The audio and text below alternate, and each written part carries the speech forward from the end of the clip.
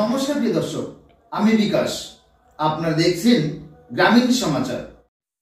বিশ্ব পরিবেশ দিবস উপলক্ষে প্রতি বছরের মতো এবছরও পড়ুয়াদের মধ্যে সচেতনতা বৃদ্ধি করতে বসে আঁকো প্রতিযোগিতার আয়োজন করেছেন পশ্চিমবঙ্গ বিজ্ঞান মঞ্চের পক্ষ থেকে। উদ্যোক্তারা কি বললেন শুনুন।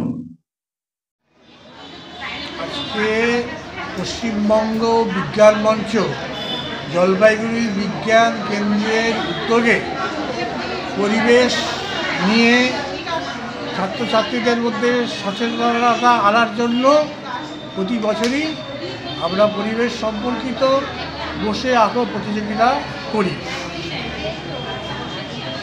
5ই জুন আমরা জানি বিশ্ব পরিবেশ দিবস।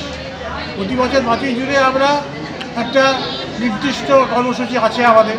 যেমন এবছর 5ই জুন আমরা সেমিনার করেছি এবং আশেপাশের বিভিন্ন অঞ্চলে ব্লিচিং পাউডার ছিটিয়ে জায়গাটা পরিষ্কার করেছি।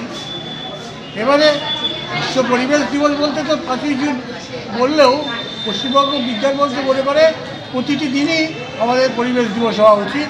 সেই জন্য ছাত্রছাত্রীদের মধ্যে পরিবেশ সম্পর্কিত সচেতনতা বৃদ্ধি করার জন্য আমরা যেমন সেমিনার করি, স্কুলে যাই, গিয়ে ছাত্রছাত্রীদের সাথে যেমন পরিবেশ নিয়ে আলোচনা করি, পাশাপাশি আমরা প্রতি বছর এই আশালতা বসু বিদ্যালয়ে প্রতি বছরই আমরা এই বসে আঁকো প্রতিযোগিতা করি পরিবেশ সম্পর্কে।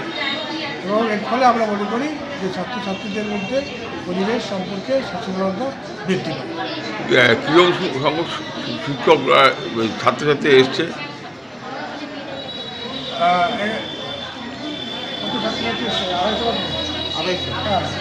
আড়াইশো ছাত্রছাত্রী তারা আজকে এই বসে আঁকো প্রতিযোগিতায় যোগ দিয়েছে। কোন কোন অঞ্চল থেকে এসছে? প্রশ্নটা বুঝলাম না। বিভিন্ন কোন কোন অঞ্চল থেকে? প্রধানত জলপাইগুড়ি ব্লকের শহর গ্রামাঞ্চল থেকেও এসছে, আশেপাশে গ্রাম থেকেও এখানে স্কুলের ছাত্রছাত্রীরা এসছে। আপনার নাম? আমার নাম পার্থসারথী চক্রবর্তী। পশ্চিমবঙ্গ বিজ্ঞান মঞ্চ জলপাইগুড়ি জেলা কমিটির আমি সম্পাদক।